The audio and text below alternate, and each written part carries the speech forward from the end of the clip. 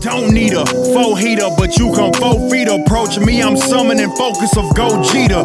Slight work, so imagine me chilling when folks meet up, cause my... Welcome to 3countcommentaries, as we talk about Monday Night Raw from October the 4th, 2022. Jesus H. I'm not going to hold you up. There was too much wrestling on this show. But the wild thing about it is, for the first time probably in a long time, I didn't work on a Monday, and I still managed to fall asleep on Raw. Now, I did finish the show because I didn't miss much. I actually fell asleep during the EO Alexa Bliss match. But I was up before the very long, contrived finish. And yeah, it was what it was. Okay, so let's talk about this show. It's a lot to talk about, I guess. Match 1. Judgment Day, meaning Finn Balor and Damian Priest versus AJ Styles and Rey Mysterio. So Finn Balor gets on the microphone, says that Edge tells a story about Edge having to be medically retired 11 years ago, and he scratched and clawed his way back, but you can only escape fate for so long, and at Extreme Rules, he will be the cruel hand of fate, and will finish off Edge for good. It's going to make him say, I quit, because he doesn't belong near a ring that Finn Balor is in. Damian Priest said that he was excited to see it. But then we got to Dominic, and Dominic said that he hated Rey. He hated him because he lied to him his entire life. But now he has a new family, and his new family is Judgment Day. And this allows Finn Balor to take back over, because he wanted to talk about AJ Styles. And then he tripped over his words and said last night, when he meant last week. Then he corrected himself and said last week. Ridiculous. And said that him and AJ were friends, and that the olive branch to AJ is still extended. AJ came out. They had the match. Finn Balor wins. He pins AJ Styles. After the match, Rey Mysterio, it was kind of the reason his team lost, allowing himself to be so easily distracted by Dominic and all this stuff. Later, Judgment Day kind of clears out, leaving Rey and AJ Styles in the ring together. AJ Styles kind of throws all the blame on Rey. I mean, as if it was, Rey's shoulders pinned to the mat, which I'm surprised it wasn't this week.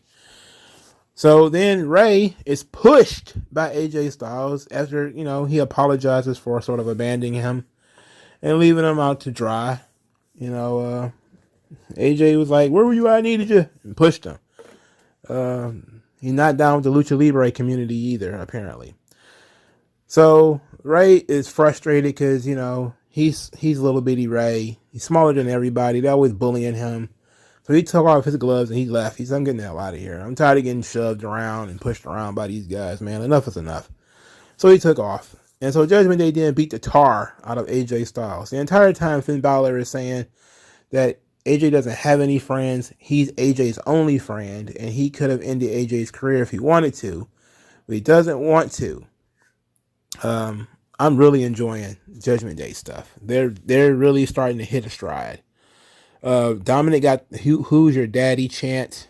That's why he said that Rey isn't his daddy, which was a nice little nod that, everybody wanted to hear before he went into his regularly scheduled spiel. Really enjoying Judgment Day. Can't say that about everything, but I'm really enjoying how Judgment Day seemingly has improved quite a bit since the change in leadership, and I want to give them a lot of credit for that. Edge would discuss his part of the I Quit match later on in the show by saying that it's very difficult for him to hide, his age anymore. It's difficult for him to hide. It's difficult for him to see, rather, the doubt and fear in Beth's face as he comes back each time every time he gets beaten up. How his daughter hears his bones cracking as he walks through the house. But he said maybe it's selfish, but there's something within him that needs to succeed. That it's hard to put the pieces together, but he has to be a one-man gang because he can't rely on anyone else. and says that there's nothing that Judgment Day can do that will make him say he quits, because he hopes that they're ready for war, because he is. Simple statement for Edge, constantly playing up the right thing, his sympathies for his family, his the whole thing about him being a bit older, him constantly getting beat down, and it makes it sound like he was like this grizzled old veteran. I win all of these matches, you guys keep coming back, you guys keep beating me up, I keep coming back. So it has to end some way, right? Again, enjoying this. Edge not coming out there to help AJ or Ray. I don't think they said it. He was not in the building. I don't remember them announcing whether Edge was in the building or not. Not relevant, but just would have been nice to know.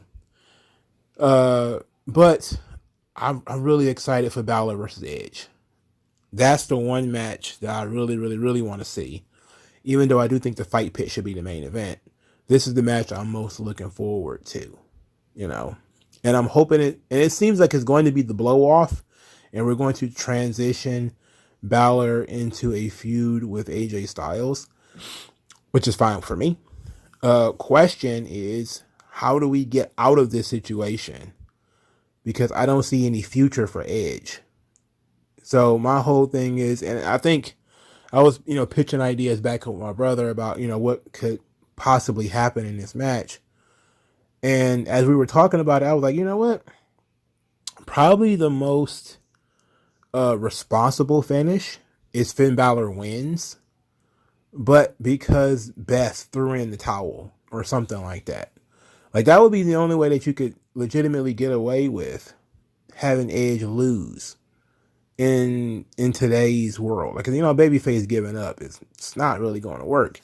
And if you think they give Liv Morgan grief for tapping out, imagine if Edge quit.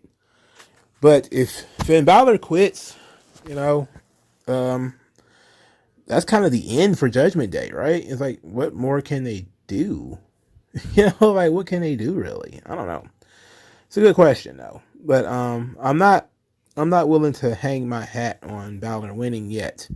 But that's kind of where I'm leaning as of right now. We'll see. Give myself a couple more days to think about it. All right. So Lashley is backstage, and he's talking about being United States champion for the last 90 days. And said that he's refusing to get complacent, and he's beat them all. He didn't say he beat Roman Reigns. I don't remember that happening. But he said, what's next? He says he wants somebody with the same kind of hustle that he had, somebody with the same kind of drive to succeed that he's got. And then it brings in Mustafa Ali, who has his hair braided. It's like he must have been, he really is from Chicago. He's been hanging out in the hood. He didn't let some pretty little loctician with super long nails get in his head. So all of a sudden, he got these braids. You look like a model from a BET movie or something like that. So anyway, he starts cutting one of his intense, I'll put that in quotations, promos where he says he's tired of waiting for his opportunity. He's tired of sitting backstage and letting everybody else get their thing. And Lashley says, look, I seen you trying to put in the work. Keep working there and I'll put in a good word for you. And then Mustafa Ali's like, no, you don't get it. I want this match. I'm demanding this match. And Lashley was like, okay, now he feels disrespected by young Ali. So he decides to get into the ring with him, give him his shot tonight. So that's what they do. Lashley versus Mustafa Ali is the second match. Ali just gets brutalized early. So, all right, I'm thinking it's about to be short work. They do a weird spot where Mustafa Ali does a 450 splash onto Lashley's arm. And I was like, couldn't a stomp, a drop kick, or something be just as effective? Why did it have to be a 450 splash? Like, why did it have to be something so over the top? Like, save your 450, because that's a big spot. Save that, save it. Anyway, that was supposed to be how Mustafa Ali sort of gets some offense in. It leads to, him getting some flurries in. Probably too much offense if we're being honest, but it told the story properly. He got a tornado DDT out of the thing too. Lashley's beating the tar out of him. Then Lashley gets smacked by Ali, so Ali just disrespected him and smacked him. Lashley rammed him into the ring post 2 times and then left him outside the ring to get counted out. Ali is fighting, scratching, clawing to get back into the ring. The crowd is now fully behind Ali, and they're actually cheering Ali over Bob. This is what a good story can do. They set it up, and then they went out there and executed the story. Ali has a never say die attitude. He's the smaller of the 2 guys. He's the least accomplished of the 2 guys, so he's the underdog. And the crowd sympathizes with them, and they're like, okay. Lashley is being, been a bit of a, he's not being a villain, but, he was getting really aggressive because Ali disrespected him. Ultimately, Ali gets caught in the hurt lock, but he refuses to submit. Instead, he ends up passing out, and that was it. Lashley wins the match. Good show. This was tremendous. It was a kind of a breakout moment for Mustafa Ali. Something that was, he finally needed. He needed this. It kind of took him back to, when he was first starting to really get some steam underneath him, when he had like that long match with Daniel Bryan. And I know that Daniel Bryan was like the one who caused the Ali problem in the first place by bringing him up to the main roster. But it was interesting. This was an interesting thing. This was the Taka Michinoku Triple H sort of storyline right here. So this was good. Lashley sees Ali. He's in a heap on the ground. He helps him get back up. Look, he's about to show him some respect before they both attacked from behind by Seth friggin' Rollins. So Seth Rollins stomps Lashley onto the United States title. He also stomps Mustafa Ali outside the ring.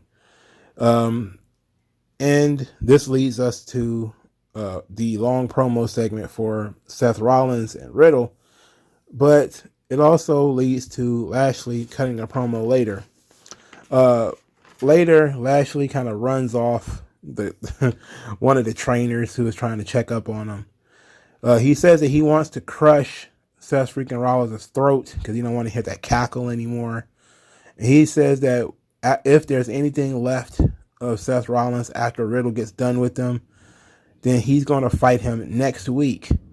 And he's going to grab him in a hurt lock and he's going to choke him out in it. And I was like, okay. They are foreshadowing that perhaps Rollins is going to win the fight pit and have some momentum in going into wrestling Lashley. But this is WWE, so there's no telling. But Lashley, Seth Rollins as a feud, I love it. Even if it's a mini feud, which this is what it seems to be. It seems to be a mini feud. I fear, however, that they might transition this to Lashley versus Riddle, which is kind of what I think they're going to do. It's what they teased last week when they told Lashley told Riddle not to get in his business anymore. It seemed like that might happen again next week, and maybe somehow, some way, Seth Rollins survives the fight pit. Maybe he even wins it, and we have to deal with that. And maybe Riddle is either costs Lashley the belt or he gets involved and causes disqualification or something like that. I don't know. But I'm down for Lashley versus Seth Rollins. I'm in on that.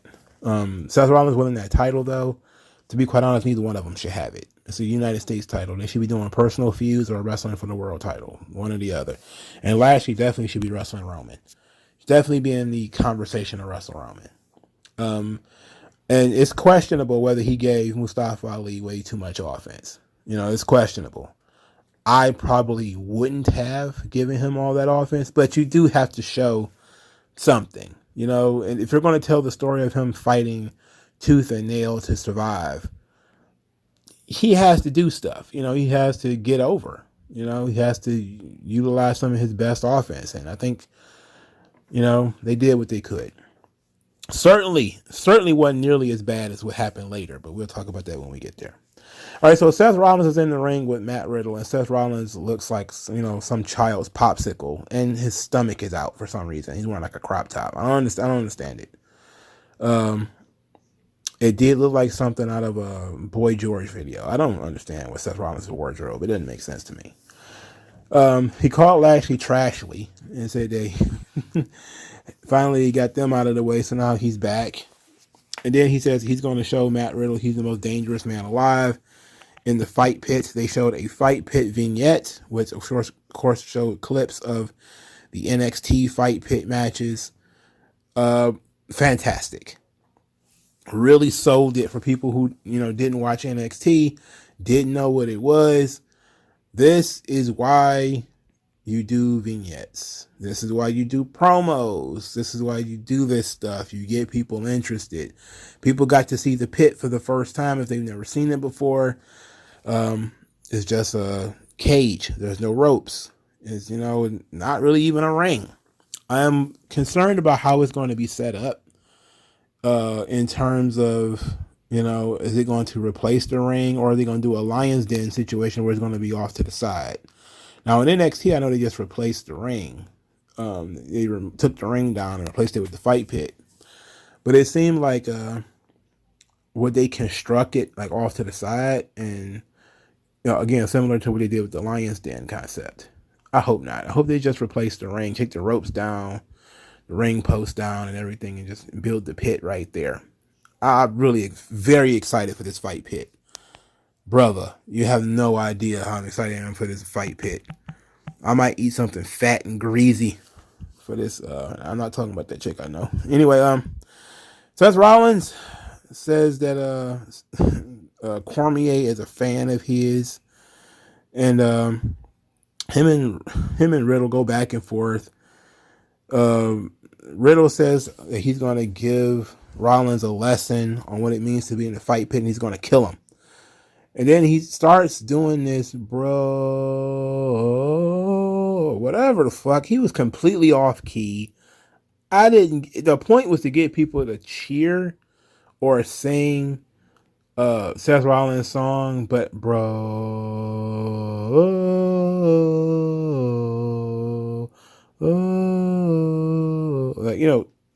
but he didn't. He sans rhythm. He just has no rhythm. So he didn't know Seth Rollins' song, or was he supposed to be singing his own song? I don't know what he was doing, but it was garbage. But him saying that he was going to kill Seth Rollins, that got a nice little pop from the crowd. Then Seth Rollins decided to make it personal. After it was announced that if they made any contact with each other in this face-to-face, the match would be canceled. Seth Rollins decided he was going to try to get the match thrown out by trying to lure Matt Riddle into hitting him by saying that he's not allowed to see his kids anymore. Hey, did you sing that song to your kids every night? Oh, wait, you're not allowed to see them anymore. Then he says that go ahead, hit me. I don't need this match. We don't need this match, the fight pit. Then he said, but it's a big money match and you're going to need that because you're going to be paying some child support, which was both very good digs. Not sure he's made the whole, wife dig before, but it takes on a new connotation here because for starters, he's saying it to Riddle's face and daring Riddle to do something, and Riddle is showing some restraint in not doing so. Riddle then says that Seth Rollins, when was the last time Seth Rollins won a championship? Says that the last time he even fought for one, he got choked out by Roman Reigns, even though he didn't lose that match. He got choked out. He says that, oh yeah, when was the last time you read a main event at WrestleMania? He says, oh, never. You didn't do that. But Becky did. And then said that Seth Rollins will always be second to Roman and second to Becky. And in the fight pit, he's going to be second to him. Seth Rollins then thumped Riddle's hat off of his head. And they kind of left the screen from there. Exit stage left. Okay. Promo segment was fine. I think it went on a little too long, but they were trying to do a lot in that segment. They wanted have Rollins deal with the Lashley stuff, sell the fight pit, show the fight pit, talk about the fight pit, then engage with Riddle. But the Riddle part was, of course, didn't really work because it didn't land. And that's, I guess, what they're expecting people to chant. WWE loves seeding the fans and trying to get the fans to chant things. And it works more often than not. But that was not going to work. Because most people have no earthly idea what it was supposed to be. They did get a little bit of a cameo from Daniel Cormier, who basically talked via Skype about how he was excited and he was in Santa Clara when Seth Rollins won the title. But he's a fair guy and he's tired. Everybody's tired of these guys arguing and, all this kind of stuff. It was basically good guy Greg shit. This Cormier is nice guy, just probably one of the nicest guys in the world. He probably drives a climate friendly car, pocket protector, kisses his wife on the forehead every morning, calls his son little man, shakes his hand and all that kind of stuff. Just a real good guy, Greg, nice guy, wakes up early to flip the kids pancakes and all this. Just very nice. Just great guy. Waves at all of his neighbors. Just nicest guy in the world, man. Helps the old ladies walk across the street, carries groceries in the house, all that kind of shit. I don't know how that transitions to pro wrestling, but I don't know.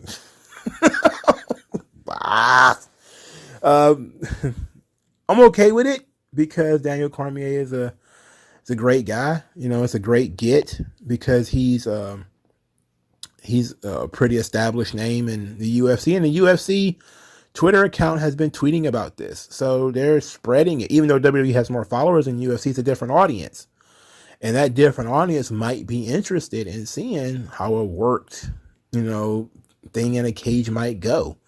Like, everybody's seen Pride, so they know how worked MMA goes. But, I don't think it's going to be worked MMA as too much because Seth Rollins has already said that he has no jiu-jitsu training. So, well, he blew that gimmick up, talking to Ariel Helwani, right? That went under the radar as he was talking about, being second fiddle to Roman. Him saying that he doesn't know how to legit defend himself in a fight is like, probably shouldn't have said that one out loud, because now you're basically inviting more people to attack you. You should have been like, oh yeah, I'm a murderer. I'm a straight up killer. He's glad he took me by surprise. I'd have ripped his head off and kicked him down the street.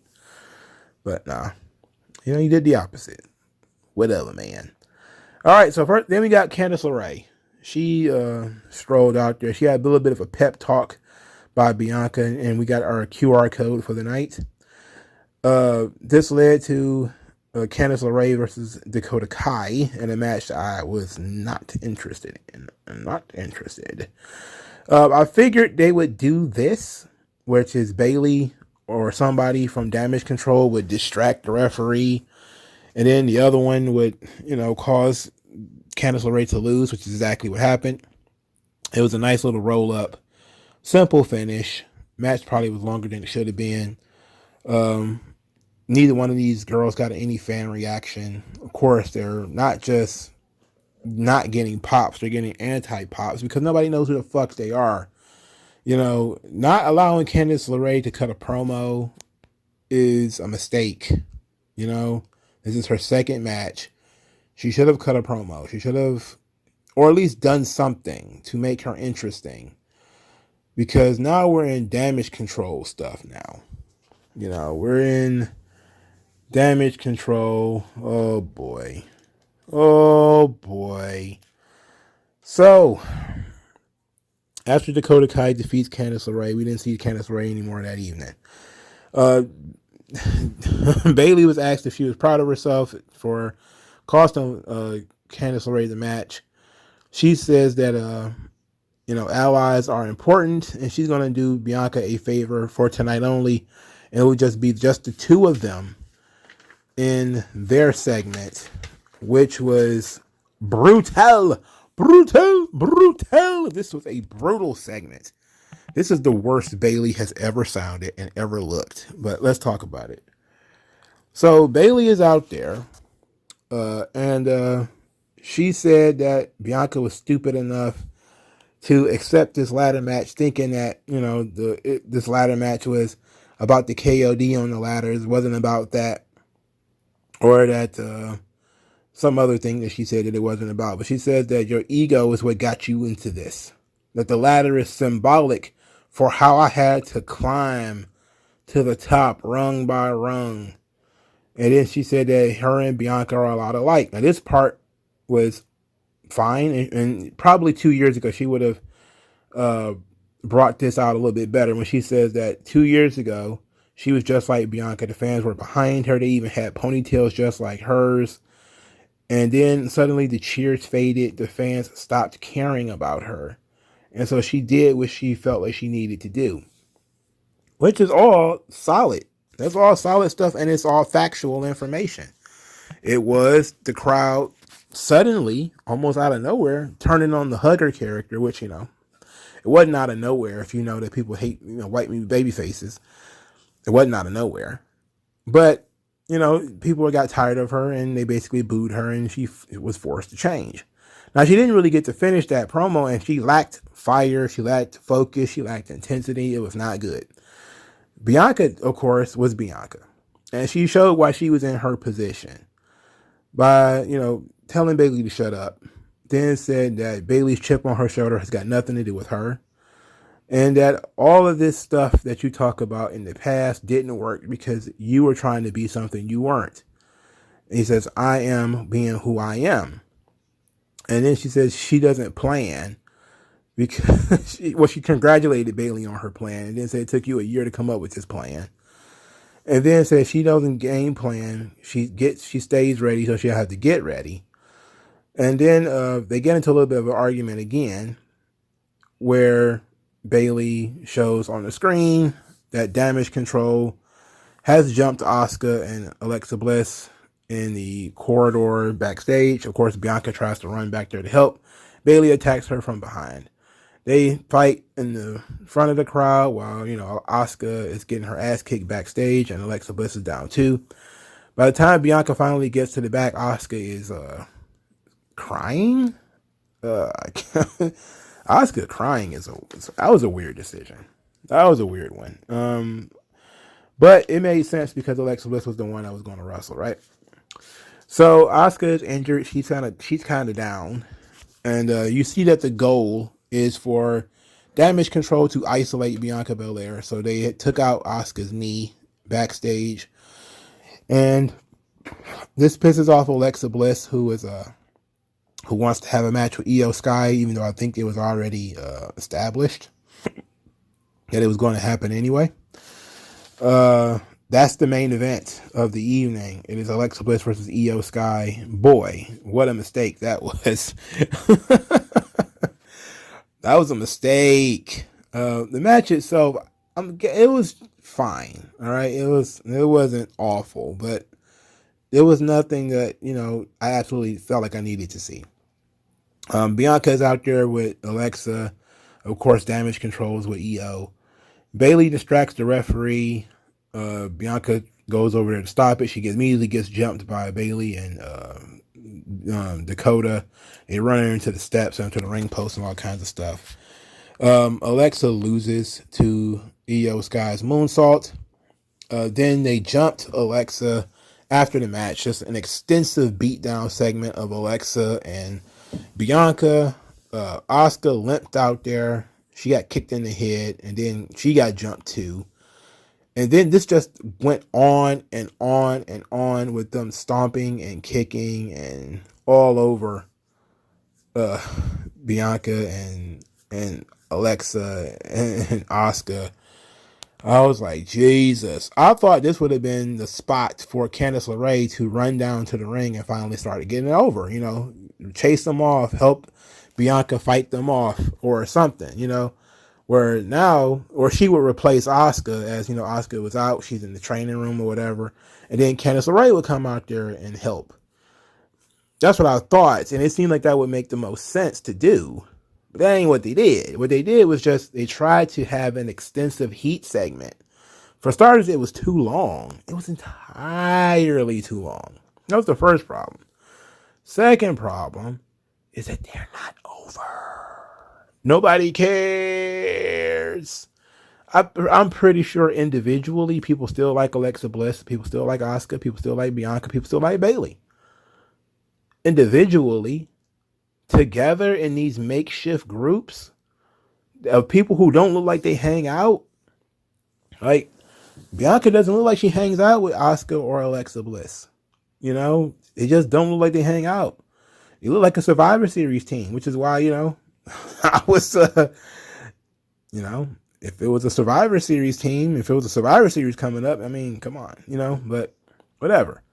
And Damage Control has been an absolute abortion since it came out, since it happened.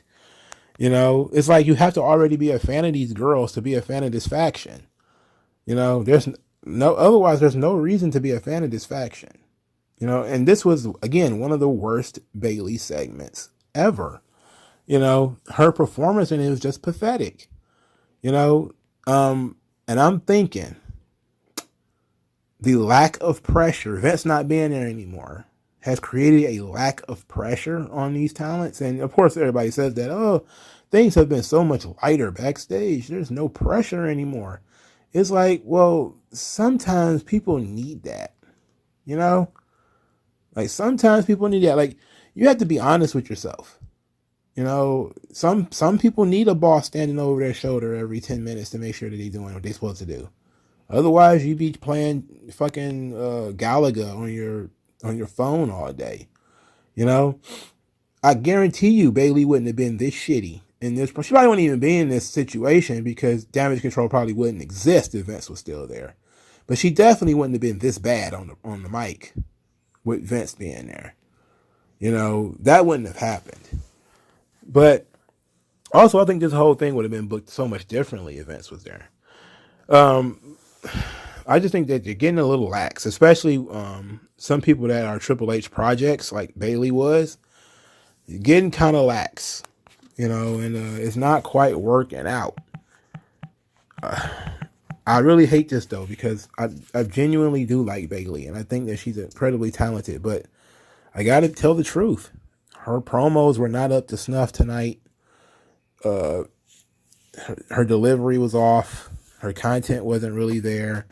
And some people are blaming the content, you know, because she's saying stuff that other people have already said and it's kind of flat. Yeah, but at the same time, no, because people reacted when Daniel Bryan said it. People reacted when Kevin Owens said it. People reacted when CM Punk said it. Why is it that when Bayley is saying it, people are not reacting? It's because they don't believe her. You know, and that's part of the thing is like they really don't believe her, even though it's kind of true. It ain't got nothing to do with Bianca still. You know, it's more of a promo she should cut at Charlotte or something like that. But I mean, whatever. You know, it is what it is at this point. We weren't done with the funny looking Gargano family though, by the way. The Miz, he's backstage in seclusion, I guess, talking about Dexter Lumis. He's on the phone with Maurice. And he says he talk about how he hasn't seen Ciampa in weeks. I'm like, I haven't seen him in weeks either. Where is he? Did Dexter Lumis eat his kidneys? Anyway, we found out that Maurice is throwing Miz a birthday party next week. And Lumis is hiding out, I'm guessing, in the bathroom.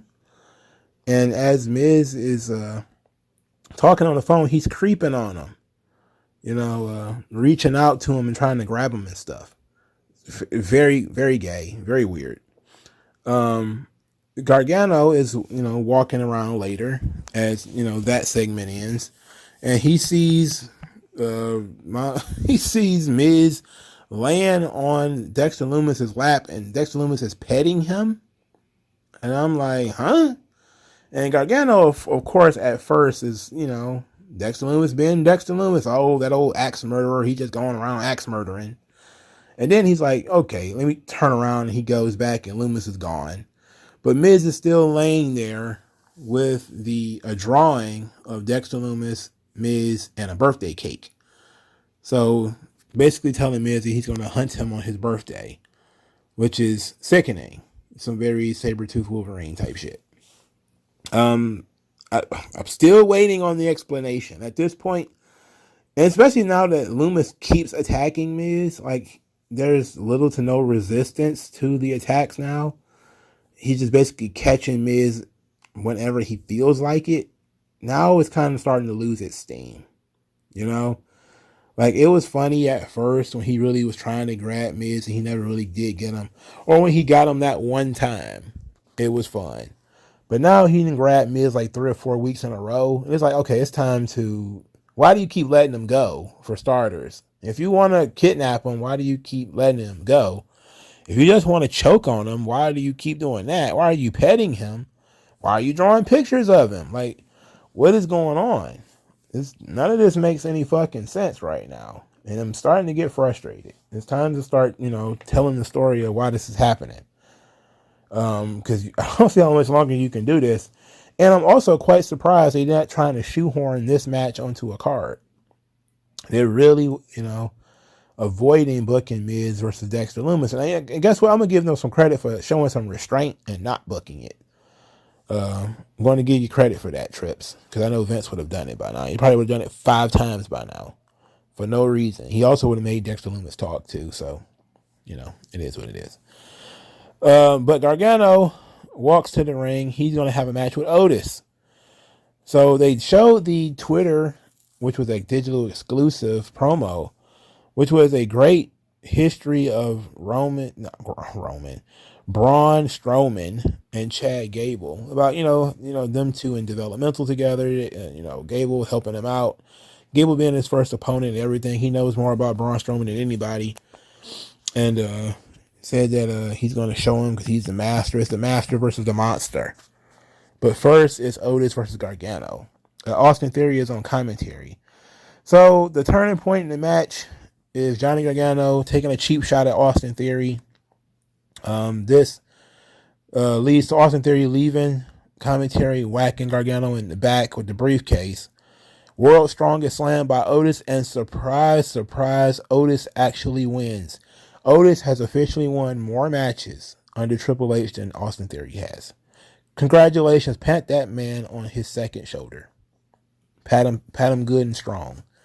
Let him know that, his push was desired. I actually like Otis. I don't mind Otis. I don't hate him. But I'm surprised Johnny Gargano lost. It was obviously a strategic loss in order to make Otis look good because, he's about to be the fall guy for something that's coming up. And actually to put some sympathy on Gargano too and put some heat on Austin Theory. So immediately Braun Strowman charges the ring, and it's Braun Strowman and Chad Gable. And I expected this to be a short and sweet squash match. But what it turned into was the Chad Gable appreciation show. And they legitimately, Braun Strowman let Chad Gable German suplex him. Bro. No. Chad Gable got way too much offense in this match. I'm talking entirely too much offense. This is definitely something Vince would have shut down. Definitely something Vince would have looked like, what the fuck are you talking about? You gonna German suplex my 6'8" monster that I'm probably gonna be using to draw money someday, and he's gonna get suplexed by some 5'6" midget? Fuck you! Fuck you! It's not gonna happen. It ain't gonna happen. No, you're not going to be doing missile drop kicks on. You're not going to be bumping my guy. What's wrong with you? God, why would they do this? And Strowman's just returning too. So you're really just taking the steam off of him every time he has to take a bump for these really small dudes. The powerbomb looked great, on Strowman's finish. It looked awesome. It looked tough, like he, destroyed him. But for Christ's sake, the amount of offense this guy got was, it was bananas. He got a bananas and pajamas level of offense going on here. That shit's stupid. It was dumb. You know, that just goes to show that Triple H just could not let this match be short. He just couldn't. You know, just couldn't resist it. It had to be a work rate match where, you know, somebody got their shit in because he's going to do the job. No, fuck that. You know, I can't believe he let him German suplex him. That's just crazy. That's just crazy to me. Oh boy. Later in the evening, Theory applauds Otis's effort. And Otis did exactly what he was supposed to do. Unfortunately, it didn't quite work out for the Master Gable. But Johnny Gargano's been softened up. And Austin Theory says he's going to finish it. He's going to take him down. A-Town down. Next week on Raw. Which, of course, guarantees that Johnny Gargano's going to get this win back by beating Austin Theory. And I'm going to be online yelling about it. I already know it. I can feel it in my bones. It's going to be very unfortunate. But it is what it is, man. We got to do what we got to do.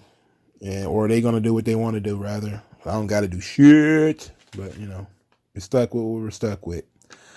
Earlier, the Bloodline showed up. Sami Zayn, Jimmy J, and Solo Sikoa. Sami Zayn is at the barbecue, essentially telling all kinds of life stories, cracking Jimmy the fuck up. Jimmy is just back there giggling his ass off. He keep keying like a motherfucker with Sami Zayn. And Jey Uso don't like it. He don't like none of it. He goes over, and Solo was laughing too. You know, he's breaking. He's over there corpsing. You know, I don't know if he wasn't supposed to be laughing or whatever, but he did the old mouth cover, you know, where as if he's not supposed to be laughing. But the two, Jimmy and Sammy being silly, was funny, you know. So Jey Uso, of course, comes over there barking at Sami Zayn, saying that they are there as the messengers from Roman Reigns to tell everybody that they need to acknowledge the tribal chief when he shows up on Monday next week. So Sami Zayn is going to do the honors of telling people to acknowledge Roman Reigns. So he's going to walk around telling people that they need to acknowledge Roman Reigns. And the first people he run into are the Street Profits. And then the first thing we notice when it comes to the Street Profits is that Montez Ford is wearing a boot, a walking boot. So he cannot wrestle. That sucks. So they kind of get into it. Sami Zayn and the Street Profits, they argue. Montez Ford was about to tell the Bloodline to acknowledge these nuts. But Solo interrupted by saying, you know, if he gets disrespectful, he gonna get on him. He gonna be wearing 2 walking boots. Angelo Dawkins said, how about I put my boot in your ass?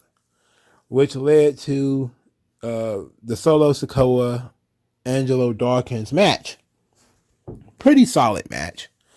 Kind of unnecessary, feels unnecessary. But as usual, it's story driven. Jey Uso and Sami Zayn actually cost Solo Sikoa a pinfall earlier in the match because they're arguing on the ring apron and they're distracting the referee. They continue to argue outside the ring, which allows Angelo Dawkins to do his big luchador moves over the top rope to land on them. But ultimately, Solo Sikoa wins the match. Perfectly fine. There was nothing wrong with it. Nothing to hate about it.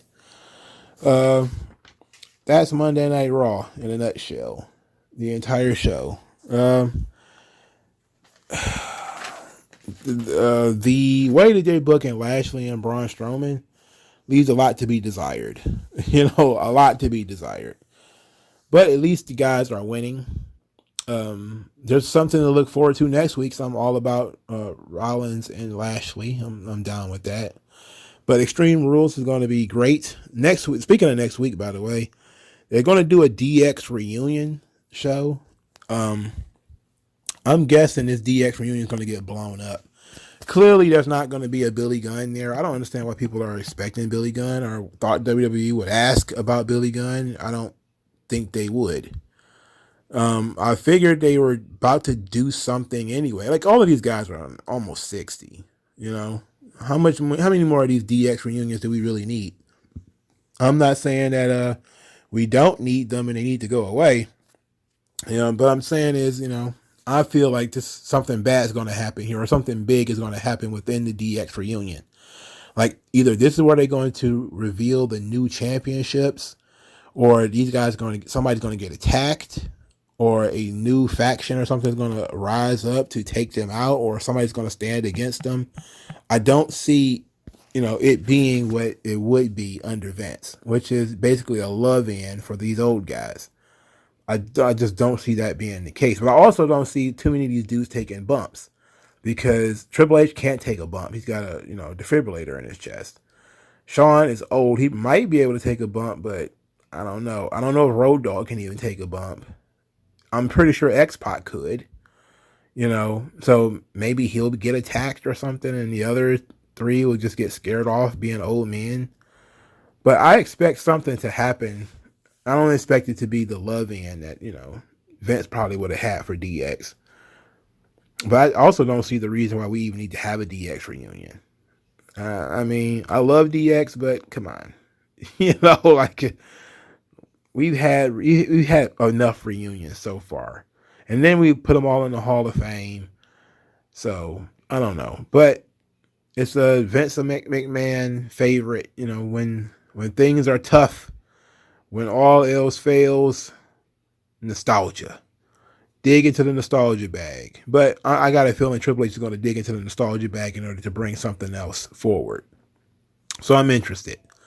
But this Raw was pretty much a meh show to me. Nothing happened. Oh yeah, I forgot to talk about the QR code.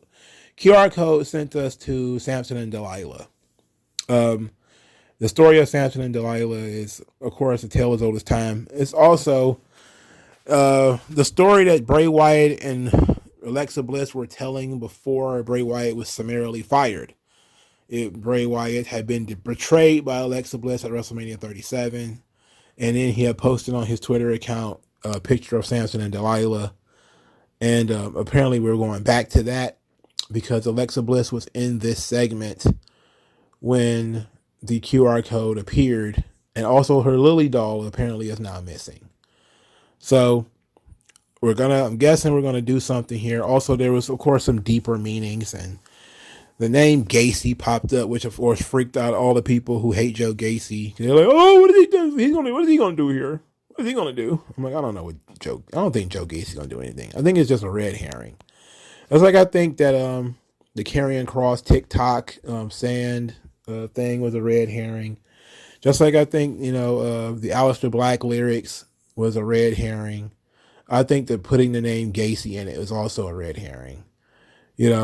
It's just Bray Wyatt toying with you and toying with people who, are overthinking this thing. It's clearly him.